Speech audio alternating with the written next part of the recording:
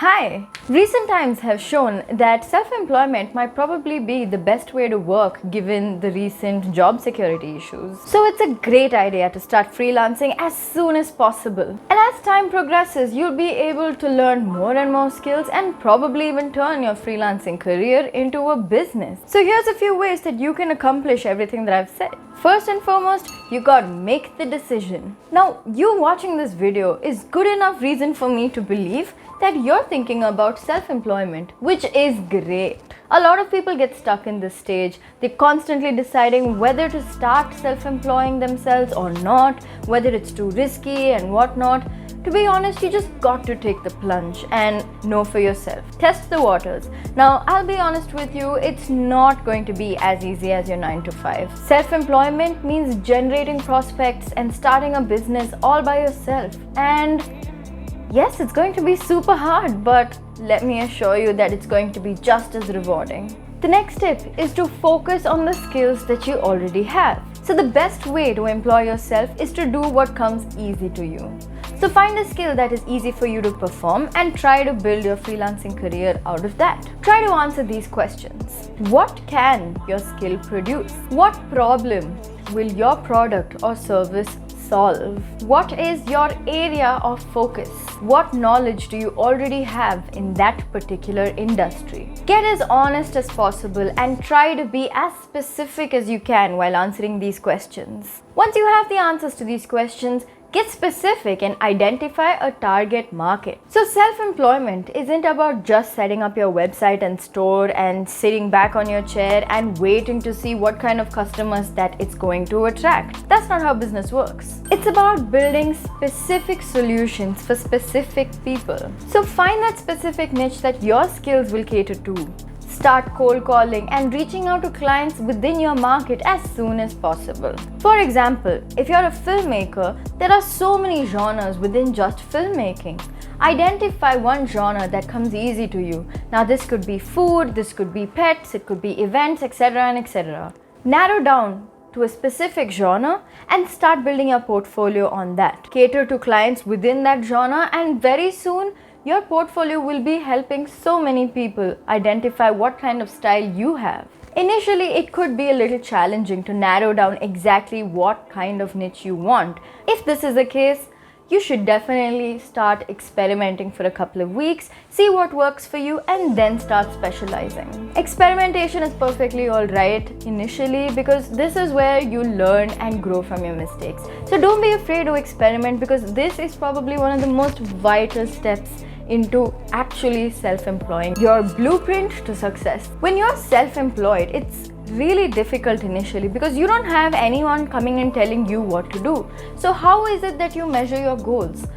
At what point do you know whether you're making a mistake, whether you're making progress, whether you're actually helping yourself or undergoing loss? How can you measure whether your efforts are actually paying off? You do this by setting realistic goals and achieving them.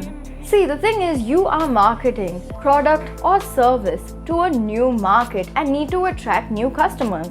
Now, I'm not talking about your friends and relatives who are always going to be there to encourage you and buy your service or product. We're talking about real customers who you've never met, who you have to make new connections with. So setting into self-employment with a let's just see how it goes kind of attitude is really not going to be extremely beneficial. Try to set specific goals, such as how many products or service are you planning to sell within the next 3 months? How will you generate those sales? What marketing strategies do you plan to use? What will you do if you don't sell? Now, these questions are waiting to be answered in the real world. So it's better if you get real with yourself and answer these questions within yourself before the realities of the world question you with these. Next is to invest in a sustainable system. Resource is probably one of the most important things in a business, even in self-employment. You yourself are a resource, and so are your skills. Apart from this, you might have to set up a website or an online store, an email service for your email marketing, and a payment gateway. Some businesses require an initial capital investment, such as a business that would probably sell a product. However, if your business is a service, one of the most important investments in your business would have to be your time. Secure that initial investment and calculate your costs for the next few months, because the last thing you want to do is to achieve profits in the initial months but not have enough capital to go on. So account in advance for what could be within the next 3 months and calculate all the risks possible ahead of you. Identify where you will get your best work done. So one of the best things of being self-employed is that you get to choose where you work from. If your business doesn't have a physical space that customers need to interact with, you have a lot of freedom here. You get to choose exactly where you need to be working from. You could start working from home or a cafe or the park, literally anywhere. However, if working from home is a little distracting for you, try to set aside a particular space within your home that you'll be able to concentrate upon, because you really don't want your laundry and the dishes and the television distracting you from what you actually need to be doing. If you are getting distracted to work within your own household, try to move aside into a particular room in your house or a particular corner, or consider a co-working space. Make connections. Every business is built on the connections it makes. Network. And I'm not only talking about social media. Of course, social media is super vital, but I'm talking about real connections with real people. And these people are those who are going to support you, who are going to offer referrals to you, who are going to help you in this path of success. You see, it's not enough to just have clients. It's important to be social and vigilant to achieve everything that you want. The truth is, the more visible you are, the more visible your business will be. Stay consistent. So it's not enough to just achieve so much profit in the first 3 months and not know what to do next. You've got to stay consistent and you've got to calculate your risks. So you see, it's not enough to just work for 3 months and start lazing around and hope that your business will keep doing the rest. When you're self-employed, you are responsible of generating consistent income so you can survive.